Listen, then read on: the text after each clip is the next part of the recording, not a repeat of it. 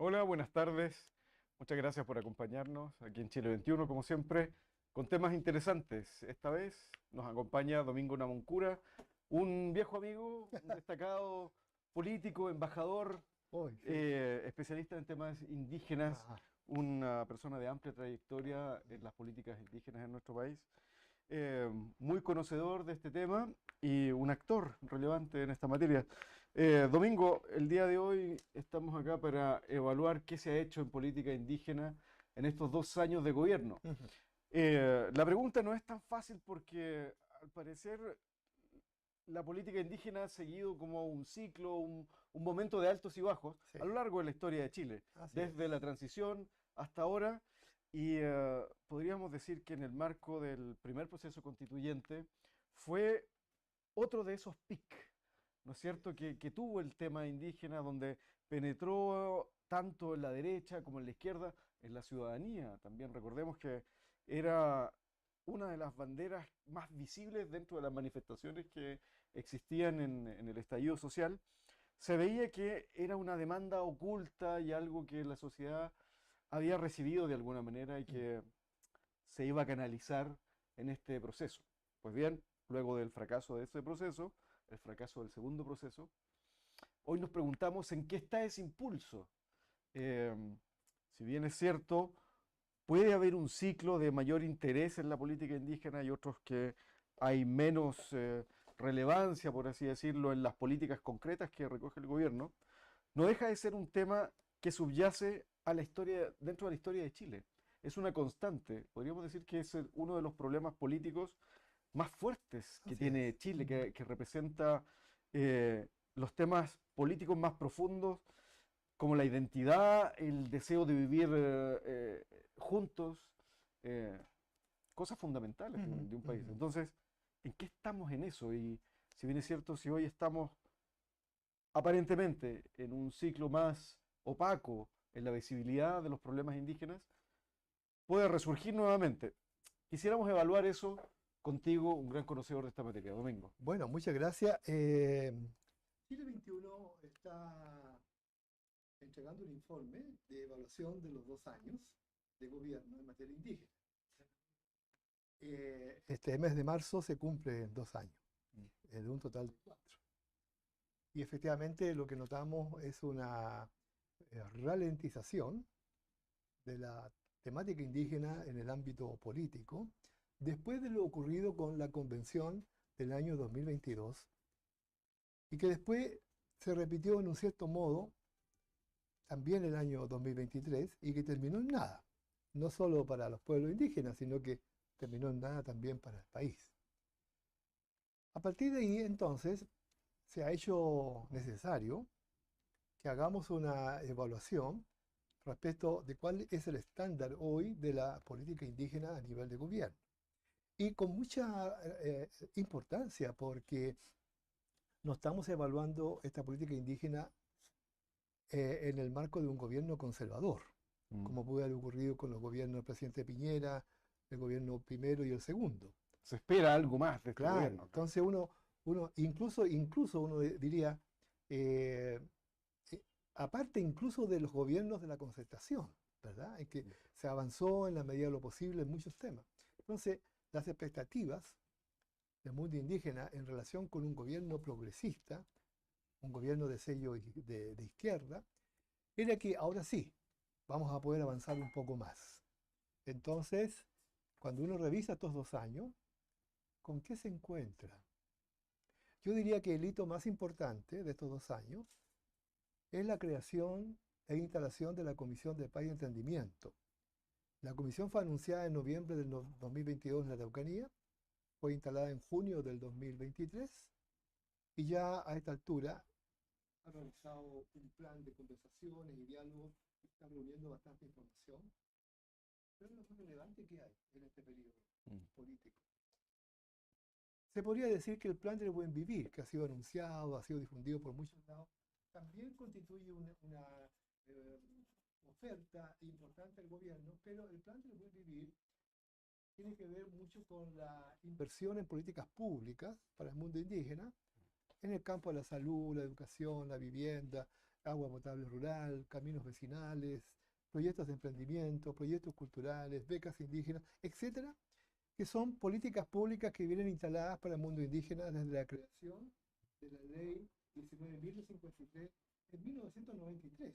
Es decir, desde 1994 adelante, cuando se instala la CONADI, el Estado de Chile viene invirtiendo en política pública indígena una gran cantidad de recursos financieros y esas políticas se mantienen. Por tanto, lo que hace cada gobierno es invertir un poco más. Entonces, la pregunta es si invertir un poco más constituye un hito relevante. Yo digo que no, que constituye más bien un deber, ¿me entiendes tú? Entonces, para afinar la respuesta a tu observación, en este minuto yo diría, a ver, para decirlo en términos positivos, que transcurridos 2 años de ejecución de política indígena en un plazo de 4, todavía tenemos espacio de tiempo, pero ya no tan largo, para intentar instalar 1 o 2 hitos fundamentales. Y ahí viene entonces inevitablemente la comparación, que si uno compara con los gobiernos anteriores. Lo resumo rápidamente. ELWE, Comisión Especial de Pueblo Indígena, Ley 19.053, vigente hasta hoy día. Eduardo Frei, a pesar del conflicto Ralco, instaló una serie de diálogos con los pueblos indígenas que después todos los gobiernos los han repetido. Eso también es muy curioso. Cada gobierno que asume dialoga con los pueblos indígenas, como que si estuviéramos partiendo de cero. Tercero, Lagos, Comisión de Verdad Histórica y Nuevo Trato. El informe de la Comisión de Verdad y Nuevo Trato tiene el mérito de que revela ante el país la historia oculta por el mundo conservador respecto de las injusticias cometidas con los pueblos indígenas. Bachelet 1, aprobación a ratificación del Convenio 69, la instalación de un Consejo de Ministros de Pueblo Indígena, para pueblo indígena, la creación de un comisionado presidencial, etc. En el gobierno de Bachelet 2, pasamos al diálogo constituyente, del cual surgieron las propuestas de los pueblos indígenas para la creación del Ministerio Indígena. Hasta ahí llegamos. Si quisiéramos comparar política indígena con los gobiernos del presidente Piñera 1 y 2, la verdad es que no hay hitos relevantes. Uno podría decir que el plan Impulsa, pero el plan Impulsa también fue un plan con un anuncio de una inversión de 80.000 millones en la Araucanía, pero esos 80.000 millones no eran para el pueblo mapuche, era para toda la región de la Araucanía, y no estoy muy claro si se invirtieron esos 80.000 millones efectivamente. Bueno, entonces, hoy día mi preocupación es que el mundo indígena está en una situación de observación, porque con la derrota del apruebo en la convención del 2022 y la segunda derrota del rechazo en el caso de la constitución del 2023, prácticamente el debate constitucional para Chile y para los pueblos indígenas quedó en un compás de espera. Y ese compás de espera puede ser por muchos años, o al menos varios años más.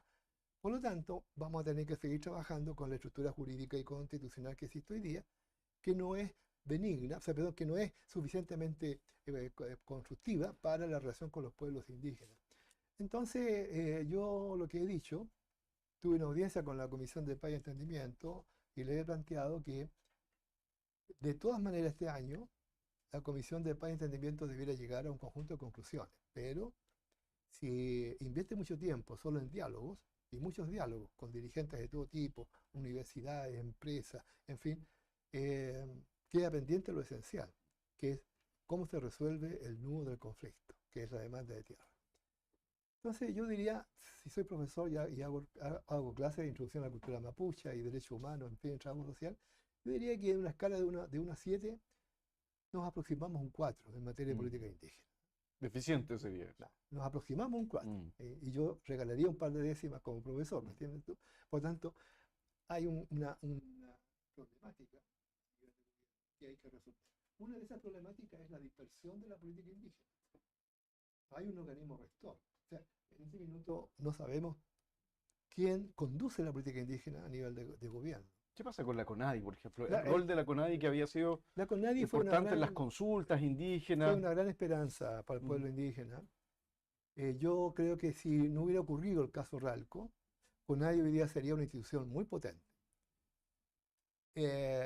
Y estaban todas las condiciones históricas para que entre 1993 y 1997 la CONADI se transformara en un organismo rector de política indígena. Pero eso no ocurrió, porque se nos cruzó el conflicto Ralco. Y en el conflicto Ralco la CONADI fue intervenida, se aprobó Ralco, se obligó a todos los servicios públicos que habían emitido un informe negativo medioambiental contra Ralco a que lo aprobaran. De 20 organismos públicos que habían rechazado, que habían hecho observaciones, 19 lo aprobaron y CONADI mantuvo su rechazo. Entonces, la CONADI hoy día no tiene el peso político, institucional, es un organismo dependiente de una subsecretaría, de un ministerio, o sea, está como en un tercer nivel, pero a su vez no se le ha permitido a la CONADI después de Ralco, como quien dice en términos populares, levantar la cabeza. Por eso que no es extraño, Ahora, por eso que no es extraño que tú no escuchas casi nunca hoy día por supuesto, declaraciones claro. de la CONADI, acciones de la CONADI. No, la CONADI administra proyectos. Ahora, a pesar de que la CONADI también tiene un consejo, ¿cierto? Compuesto por, digamos, representantes indígenas que son electos, tiene también una función política, que con el tiempo ha sido sobrepasada por la problemática, también muchos consejeros constantemente son cuestionados de uno y otro lado, a pesar de que tienen una labor muy importante, Así porque es así el consejo que representa, es la única voz que hay sin duda. por el momento. Entonces, también durante los gobiernos anteriores, durante el gobierno de la presidenta Michelle Bachelet, se hizo una consulta indígena y se llegó a la conclusión de la necesidad de un Ministerio de Sí, Pueblos así Indígenas es, y del el Consejo Nacional de Pueblos Indígenas y los consejos de pueblos, así porque es. uno de los problemas es que no se tiene una instancia De todas maneras, de así importancia es, política en la así es, cual los pueblos indígenas dialoguen con peso así con es, las instituciones del sin Estado. duda. ¿En qué está eso, Domingo? ¿Crees tú Ese que eso puede rol, avanzar? ese rol de posicionamiento de la CONADI existió desde 1993 hasta 1998. Pero después del conflicto Ralco ese rol disminuyó radicalmente. Y sin embargo yo tengo un gran aprecio por los trabajadores y funcionarios de la CONADI porque a lo largo de todos estos años, Tú fuiste director de CONADI. además yo fui director del segundo, ¿verdad? Me Mm. tocó enfrentar el tema Ralco. Son personas indígenas y también no indígenas que han trabajado en la CONADI ya 20, 25 años y que han sostenido esa institución. Eso hay que reconocerlo. Pero nunca se le ha concedido competencia política ni facultades suficientes, salvo administrar la ley. La demanda de los pueblos indígenas sobre el Ministerio de Pueblos Indígenas viene desde el Pacto No Imperial de 1989. El presidente Elwin no quiso tomar ese compromiso porque estaba recién entrando, nos habíamos sacado la dictadura encima y había muchas cosas que hacer. Y el mundo indígena dijo, bueno, está bien, con la CONAE abrimos el camino, listo, ¿verdad? Pero después vamos al ministerio. Por tanto, le correspondía a los gobiernos siguientes. Frei no pudo porque Ralco, vuelvo a insistir, se cruzó por delante. El presidente Lago, hay que ser sincero, él no está muy seguro de la importancia de crear más ministerios, pero sí empoderó al subsecretario de Mideplan casi como ministro, con el cual ordenó la política indígena en Chile. Después la presidenta Michelle Bachelet tenía dudas si la derecha en el Parlamento iba a conceder esta idea al ministerio y creó entonces la Comisión Presidencial de Pueblos Indígenas, que era casi un ministerio, ¿no? Después, el presidente Piñera, la verdad eso lo descartó. Después la presidenta volvió a la carga, pero aprovechando la consulta nacional constituyente del 2016-2017, logró presentar un proyecto de ley oficial ante el Congreso para crear el Ministerio Indígena, y este quedó congelado en enero del 2018, 2003, en el primer gobierno, quedó congelado hasta el día de hoy. Y fíjate, Daniel, es muy curioso lo que ha pasado. Como el tema indígena iba en alza, en la campaña presidencial del 2021, e incluso la anterior, prácticamente todos los candidatos presidenciales, incluso la derecha, se habían manifestado a favor del ministerio. No, el ministerio Parecía un consenso y una claro, necesidad. un consenso que era Sí. cuestión de llegar al Parlamento y aprobarlo. Pero nunca se puso en tabla. Y el presidente Boric, cuando fue candidato, también planteó el tema del ministerio y el compromiso con los derechos indígenas. Y es más,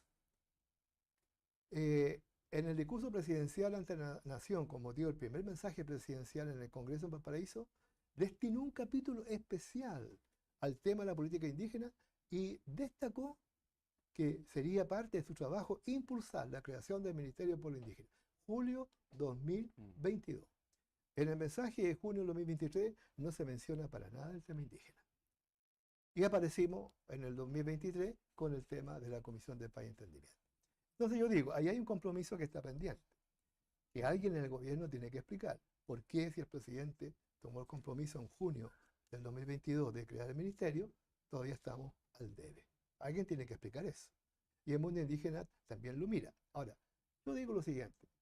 Alguna gente del mundo conservador dice, pero ¿para qué el Ministerio de los Indígenas? Porque tendríamos que darle también los ministerios a los migrantes que forjaron la identidad nacional, a los ingleses, a los italianos, a los españoles que han construido el país. Y así, ¿verdad? Entonces yo le digo, aquí hay una diferencia. Los migrantes colonos españoles, ingleses, alemanes, llegaron a Chile. Los indígenas estaban en ese territorio antes de la construcción del Estado Nacional y desde antes de la conquista. O sea, este territorio estaba poblado por indígenas. Y cosa paradojal, que también es positiva, los deportistas en Chile les costó muy poco tener un Ministerio del Deporte. Los trabajadores de cultura, con mucho mérito, les costó poquito tiempo tener un Ministerio de la Cultura. Los medioambientalistas, muy complejo todo aquello, pero les costó 3, 4 años tener un Ministerio de Medio Ambiente. Y así. Entonces uno dice, bueno, ¿y por qué a los pueblos indígenas no se les permite tener una institución que haga puente entre los pueblos indígenas y el Estado y las instituciones del Estado y ordene la política indígena en Chile? Esos son ministerios. Pero en este minuto tenemos silencio en el gobierno. Hubo silencio con Piñera, silencio en los gobiernos anteriores, pero la única presidenta que puso el proyecto en el Congreso fue la presidenta Bachelet. Entonces, ahí tenemos también un tema que hay que revisar. Y a veces alcanzamos, por eso digo yo, tenemos todavía un pequeño espacio de tiempo ahora, meses ya, no 2 años, para que estos compromisos se puedan cumplir. Ciertamente, Domingo, hay una dimensión ética, una dimensión moral que, que está en la política indígena. En todas las políticas tiene que haber ese compromiso, esa dimensión ética, como te digo. Pero también la política es el resultado de una correlación de fuerzas, en concreto, y es lo más inmediato. Así es. Entonces, cuando asumimos esta premisa de la política y pensamos en el mundo indígena, en la correlación de las fuerzas políticas, ¿cómo tú podrías evaluar al mundo indígena en su capacidad también de poder hacer valer sus demandas? Tú hablabas del mundo de los ecologistas y hay un ministerio, el movimiento feminista ha logrado un posicionamiento. Claro. Yo creo que no es menor el hecho de que Chile esté en un proceso de reetnización también. Los chilenos nos reconocemos cada vez más en nuestros pueblos indígenas. Así es. Ya no es una vergüenza, los apellidos indígenas salen con mayor... nadie lo esconde hoy día, incluso en algunas zonas, sobre todo en el sur, son motivo digamos, de orgullo y de promoción. La gente lo exhibe, lo promueve, etc. Ese es un elemento que tal vez no se le está tomando el peso incluso en el mundo indígena. Sí, claro. Sí. Para hacer una autocrítica también. O sea, Chile está en un proceso de crecimiento de su población indígena en cuanto nos reconocemos más en la cultura, en los valores, en la identidad. Pero la organización política indígena carece de la fuerza. Sí. ¿Dónde crees tú que están los principales problemas de eso? Es muy válido aquello, tiene que ver con raíces ancestrales, porque la estructura, primero los pueblos indígenas y el pueblo mapuche nunca tuvieron un Estado, nunca se constituyeron bajo la lógica de un Estado. La lógica de organización cultural, ancestral, histórica fue siempre territorial, por territorio. Y esto es un patrón que se ve en toda América Latina. Por lo tanto, cuando se introduce la fórmula de gobierno por parte de los conquistadores y luego a partir de los estados nacionales desde el comienzo del siglo XIX, y la situación cambia radicalmente para los pueblos indígenas. Segundo, los pueblos indígenas han tenido siempre como conducta política el parlamentar con las autoridades. Pero estos parlamentos nunca fueron reconocidos por el Estado Nacional. tal vez han sido reemplazados en parte por las políticas de diálogo nacional, ¿verdad? Que como digo, que cada gobierno que asume dice ya, convocamos a los indígenas a un gran diálogo nacional. Pero en esos diálogos se repiten más o menos los mismos temas de siempre. Lo tercero es que si hay una estructura territorial, los cacicazgos son muy importantes, ¿no? Los LOF, la suma de comunidades de un territorio, son clave en la compensación. A mí varias veces algunas autoridades, no solo de este gobierno, sino que dirigentes políticos de otros gobiernos también me han dicho, siempre me han preguntado, mira, ¿con quién conversamos en el pueblo mapuche? Y yo siempre les digo, hay que conversar por territorio. Porque si tú conversas solo con los lafkenche, claro, puedes llegar a importantes acuerdos con los lafkenche, pero los huilliche, los pehuenche, los picunche no los van a aceptar. Entonces, es un proceso más complejo dialogar con los pueblos indígenas, porque requiere una diversidad de actores que no tienen las mismas características comunes que, por ejemplo, pueden tener el magisterio. Si el gobierno quiere dialogar con los profesores de Chile para resolver un problema, no convoca a todos los profesores, dialoga con el magisterio y punto. Igual en el caso de los trabajadores, el sueldo mínimo se resuelve con la CUT. No se resuelve con todos los sindicatos de Chile. Pero en la lógica indígena, los cacicazgos son muy importantes y por lo tanto, como nunca se ha reconocido a los cacicazgos como autoridad ancestral con un valor importante frente al Estado, entonces allí tenemos una primera forma de interpretación que puede ser muy errónea si no se logra establecer un puente con esos cacicazgos. Y hacia adentro del mundo indígena también hay diferencias, como ocurre en toda comunidad, ¿no? Vaya que tenemos diferencia en el mundo político. Sí, No se podría claro. esperar una cosa diferente Hay en el mundo diferencias mapuche, culturales, el ancestrales, mundo hay indígena en general, diferencias territoriales, por ¿verdad? supuesto. De liderazgo, Es lo natural al ser humano. que es normal que ocurra, pero el mundo indígena cuando tuvo que unirse frente a determinadas demandas, siempre buscó una fórmula a través de la cual obviamente los caciques finalmente se ponían de acuerdo y lograban instalar una jefatura temporal que comandaba a los pueblos indígenas, especialmente en el caso de la lucha contra la conquista española. Lo cual le valió también el reconocimiento final de la corona, cerca de 1770, de decir, bueno, mire, sabe que ya no sigamos peleando porque llevamos 200 años en esta guerra, entonces parlamentemos con estos indígenas, con los pueblos mapuches, veamos qué quieren y resolvamos. Y así salió el Parlamento de Quilín, el Parlamento de Negrete, y se tomaron acuerdos. Entonces, hoy día el mundo indígena, sin embargo, está, yo diría que en un compás de espera, para no decir que está pasivo, no, está en un compás de espera. ¿Por qué? Porque desde el Pacto No Imperial de 1989, los pueblos indígenas, en particular el pueblo mapuche, generó una actitud de confianza hacia el mundo político. Esa confianza fue bien respondida por el presidente Elwin y los presidentes siguientes, pero en el camino las cosas se fueron complejizando y el mundo indígena adquirió desconfianza, ¿no? Esa desconfianza se instaló fuertemente con el primer gobierno del presidente Piñera, se logró rescatar en parte con el primer gobierno de la presidenta Bachelet, se volvió a retener con el gobierno segundo de Piñera, volvimos de nuevo a ganar confianza con la presidenta Bachelet y esa confianza sólida, fuerte, aparece el 2021 en la elección presidencial con el presidente Boric. Sin embargo, como los compromisos históricamente no se han ido cumpliendo adecuadamente, la confianza indígena ha caído a un nivel, yo diría, relativo, ¿no? En que los dirigentes indígenas van a dialogar, siempre, van a dialogar con quien los invita a dialogar, pero ellos ya saben que esos diálogos es más o menos más de lo mismo. Entonces, la pregunta del mundo indígena la hizo el cacique Víctor Queipul en marzo del 2023, cuando la ministra entonces Isquia Siches buscó entrar a la comunidad de Temucuicui como quien entra a una junta de vecinos, ¿verdad? Y la comunidad reaccionó de una manera tal que se generó un bochorno político. Y a las pocas horas, recordemos que el cacique Víctor Queipul señaló a nombre de toda la comunidad de Temucuicui, mire, aquí nosotros no nos negamos al diálogo, aquí puede venir quien quiera dialogar con nosotros, pero primero tienen que avisarnos. Y segundo, tenemos que ponernos de acuerdo en el temario. Y para nosotros el temario es uno solo, restitución de tierra, punto. Ahora también, particularmente en ese caso, ¿por qué se elige la comunidad de Temucuicui que Ah, tiene tantos puntos, digamos, diversos, eh, que no, digamos que no es representativa, controvertidos, no es controvertidos. representativa No, de lo que pasa en el así es, total de así es, comunidades así es, sin indígenas? duda. Para, Tiene muchos elementos sí, que sí, sí, distan sí. bastante del promedio de las De comunidades todas indígenas maneras. que hay en Chile. Entonces, también hay por qué se parte por esa comunidad y no por otra. Eh, Se hizo una evaluación que con el tiempo se ha establecido como errónea en cuanto a que aprovechemos la gira de estos días en la Araucanía y vamos a una comunidad. Vamos al Silla, ok. claro, ¿Dónde el Silla? Vamos a Temucuicui, ¿me entiendes tú? Y partimos.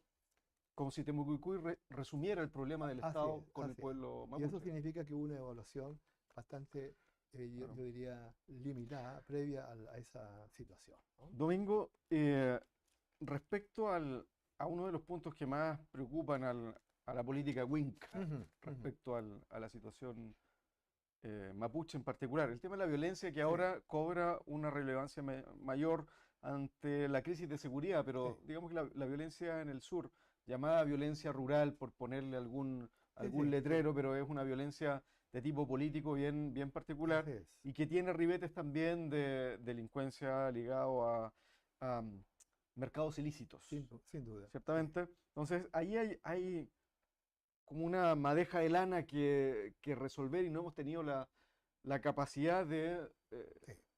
de observar bien qué es lo que está pasando ahí. Pero sin duda el tema indígena, cuando se le mira bajo la óptica de una crisis de seguridad, también tiende a distorsionarse Sí, bastante. sí. Eh, ¿Cómo se observa dentro del mismo mundo indígena el problema de violencia que hay en el sur? Yo diría que en general, en el mundo indígena hay una cierta comprensión de que si los procesos de diálogo, los compromisos que no se cumplen, las cosas que no se ve que avanzan adecuadamente en relación con las demandas históricas que se han planteado, permanecen en un compás de espera y que hay sectores que piensan que poniendo un elemento de fuerza en la demanda, eso podría generar algún resultado. El mundo indígena en general frente a eso se ubica en forma pasiva. No lo rechaza, tampoco lo acepta. ¿Ok? Pero entiende que puede ocurrir. ¿Esto es por qué? Porque históricamente el pueblo mapuche en particular siempre fue un pueblo dialogante. Y fue dialogante cuando los caminos del diálogo resultaron en cosas concretas. Esto con los conquistadores españoles, después con los primeros años del Estado Nacional, en fin. Y el mundo mapuche generó una suerte de aceptación de que si está el Estado Nacional y nosotros somos parte del territorio chileno, entonces es mejor dialogar y confiar en los compromisos. Y han sido perseverantes en eso. El mundo indígena es perseverante en aquello. La mayoría de la dirigencia indígena de Chile, incluidos los mapuches, son dialogantes. Pero hay un sector Por indígena, algo los parlamentos, ¿no? claro, sin duda, Mm. pero hay un sector de la política nacional y de la sociedad chilena indígena que dice, mire, ¿sabe qué? Hasta aquí no más llegado. Y cada vez que hubo un muerto mapuche, el más relevante en su momento Camilo Catrillanca en noviembre, cuando era presidente Piñera, ¿verdad? Que generó toda una movilización masiva en el país. Bueno, los indígenas han dicho, bueno, mire, nosotros estamos cargando con los muertos, nosotros estamos cargando con los compromisos no cumplidos, a nosotros nos convocan a dialogar y vamos a ir igual, pero ya sabemos que no va a pasar nada en ese diálogo. Entonces, el mundo indígena sigue en esa lógica de decir, bueno, vamos a esperar. Pero si hay otras personas que piensan que hay que hacer otras cosas y si esas cosas sirven, bueno, está bien. ¿Me entiendes tú? Pero no hay una opinión ni a favor ni en contra. Todas las formas de lucha. Podría ser una cosa así, Mm. ¿verdad? Y esto entonces, yo lo que digo, cuando he conversado con la autoridad y todo, he dicho, mire, la mejor forma de resolver el tema de la violencia que tiene algún sello étnico en algunas zonas del país es cumpliendo los compromisos, es resolviendo el nudo esencial de la restitución de tierra. Porque si usted resuelve aquello, las banderas de la demanda comienzan a cambiar de calidad. Porque entonces ya tú no reclamas contra un compromiso incumplido porque el Estado, digamos, es incompetente, no nos escucha, no nos quiere escuchar, nos excluye, nos invisibiliza, porque usted abrió las puertas, ¿ya? Y abrió las puertas para decir, mire, vamos a conversar para resolver esto, que es lo esencial. Eso no ha ocurrido. Entonces, como no ocurre eso, entonces viene la otra lógica, decir, no, mira, yo ya lo he escuchado, no solamente en las autoridades de este gobierno, sino que en gobiernos anteriores. Nuestra tarea es resolver primero el conflicto de la violencia. Después nos hacemos cargo de lo demás. Yo le digo, eso es un error. Estas son cosas paralelas, que corren en paralelo. Tú resuelves acá y permites... La confianza siempre disminuye la violencia. Así es, la confianza disminuye la violencia. Entonces, los dirigentes más radicales, cuando recorren alguna comunidad, le dicen, mire Peña, ¿ves? Aquí con ustedes se comprometieron, aquí iban a tener una escuela, camino rural, APR, y que acá sus tierras se iban a considerar para la ampliación de la acuerdo de la ley. Nada de eso se ha cumplido. Entonces ustedes no pueden confiar en el Estado, no pueden confiar en los políticos, no pueden confiar en los partidos, tampoco en los gobiernos. Vamos a la lucha, listo, ¿entiendes tú? Y eso entonces, claro, algunos indígenas dicen sí. Desde vamos. la desesperanza, Claro. Pero algunos indígenas dicen, vamos, ¿me entiendes tú? Pero otros dicen, un momentito, vamos a esperar. Vamos a esperar porque probablemente todavía hay posibilidades de que los gobiernos nos respondan. Entonces, bueno, el mismo Estado muchas veces ¿ah? al dialogar con esos dirigentes que son más moderados y que están por una vía pacífica, cuando el Estado no responde también Sí. deslegitima esas vías, debilita esas vías de comunicación que son súper claves. A mí me ha tocado estar en comunidades donde me dicen, mire Peñi, ¿qué viene usted hablando acá de esperanza y de cosas? Mire, déjeme contarle, aquí nosotros hemos pedido todo esto a los gobiernos, hemos hecho estas demandas, hemos ido a no sé cuántas audiencias y seguimos igual. Y usted viene aquí y nos dice que hay que esperar, que hay que tener confianza, que tenemos ahora un gobierno distinto. La verdad es que estamos cansados. Y eso es muy fuerte. Domingo, este es un tema tremendamente apasionante, Así particularmente, tú sabes que a mí me apasiona este tema, me encanta. Así es. Y sigo pensando que, bueno, en la ciencia política se habla de los conflictos etnopolíticos, son mucho más que eso, pero hay un área muy relevante de estudio de estos temas. Pero además, ahora en Chile estamos en un bloqueo institucional y tremendo. Increíble. Sí. Pero se abre una veta donde podría entrar nuevamente el tema indígena y son las reformas al sistema político pendientes. Sí. Sabemos que es necesaria una reforma al sistema de partidos, una reforma también al régimen político, tal vez. Ya se están moviendo algunas piezas, algunos dirigentes que están tendiendo lazos, puentes para poder, ojalá, llegar a alguna reforma que es muy necesaria. Sí. Tal vez aquí se abra un espacio también para poner una vez más, sin cansarse, porque no hay que cansarse de eso nunca. Claro. Una vez más aquí se abre la posibilidad de poner el tema indígena. ¿Cuál sería la expectativa ahora, en esta pequeña oportunidad que se abre? Yo diría que por parte del gobierno dar una respuesta clara.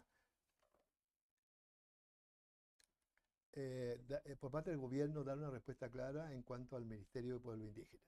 Y lo va a impulsar o no. Segundo, en materia de reforma política, yo diría que lo esencial es que dentro de la reforma, particularmente en los mecanismos de representación a nivel del Estado, se garantice la presencia de los pueblos indígenas en estas distintas instancias, ¿verdad? En particular en el Congreso. Yo soy partidario de la política de escaños reservados, porque efectivamente nos permite que por un tiempo, pueden ser 5, 10, 15 años, los pueblos indígenas tengan una voz al interior del Parlamento que sea auténtica, genuina, directa, y no que tengan que esperar que otros hablen por ellos.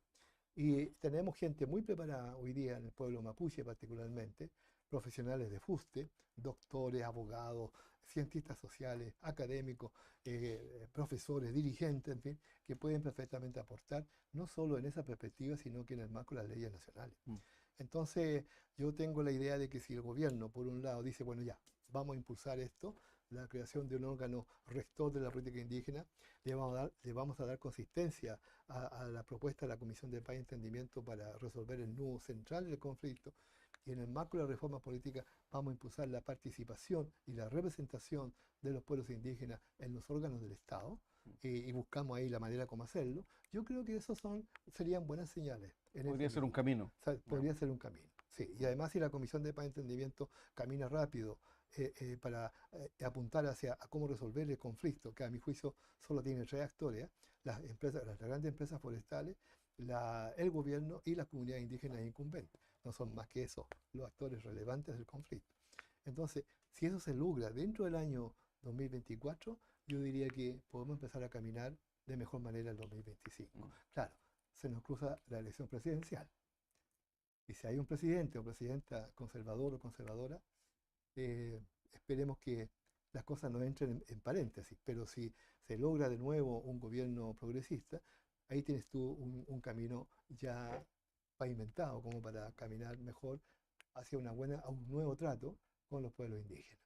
Bueno, como todos sabemos, lo que es bueno siempre cuesta. No hay que renunciar nunca. No, ¿No es para nada, cierto? para nada. Sí. Bueno, muchas gracias, Domingo, por Gracias a estar ti. aquí. No será la última, Así es. tampoco es la primera. Así es. Nos queda un largo trecho por De todas seguir maneras, discutiendo de y todas avanzando en maneras. esta materia. Muchas gracias a ustedes por acompañarnos y hasta pronto.